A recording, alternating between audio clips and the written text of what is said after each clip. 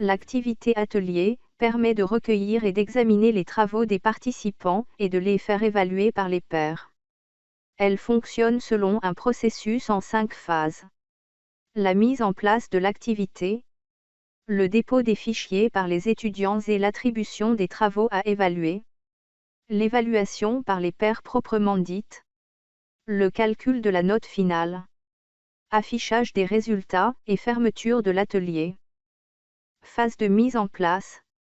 On active le mode édition. Dans une section du cours, on clique sur « Ajouter une activité ou une ressource ». Choisir l'activité « Atelier ». Introduisons le titre et éventuellement la description. Précisons la stratégie d'évaluation. L'évaluation cumulative, c'est-à-dire la note et le commentaire. Chaque participant reçoit 2 notes. Une, attribuée par ses pairs, sur le travail réalisé et remis. Une autre, attribuée par le système, elle porte sur sa participation aux évaluations. On garde les autres paramètres par défaut. Et on clique sur le bouton « Enregistrer et afficher ». Ce tableau de bord indique bien que le processus est en 5 phases. Cette première phase est composée de 3 étapes. Le symbole V, vert, témoigne que l'étape est réalisée. Le V gris indique que celle-ci n'est pas encore visitée. La croix précise que l'étape est incomplète ou oubliée. On introduit la description de l'atelier.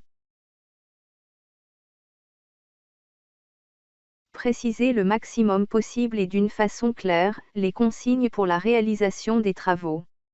C'est-à-dire ce qu'on attend de l'apprenant.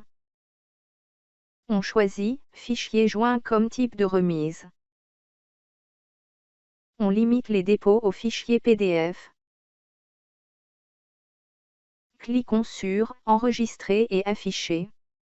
Puis, sur « Préparer le formulaire d'évaluation ». Pour chaque aspect, on précise ce qui sera évalué, les critères d'évaluation et comment évaluer, la note de l'aspect, le poids de l'aspect. Cette opération est à répéter pour les autres aspects de l'évaluation.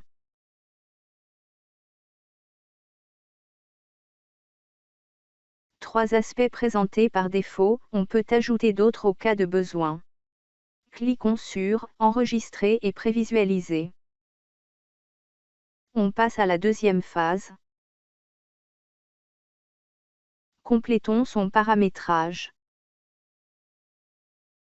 L'attribution des travaux peut se faire manuellement, très longue et fatigant dès que le nombre des participants dépasse 10. Aléatoire, c'est la machine qui affecte à chaque participant les copies à corriger, l'opération est déclenchée par l'enseignant.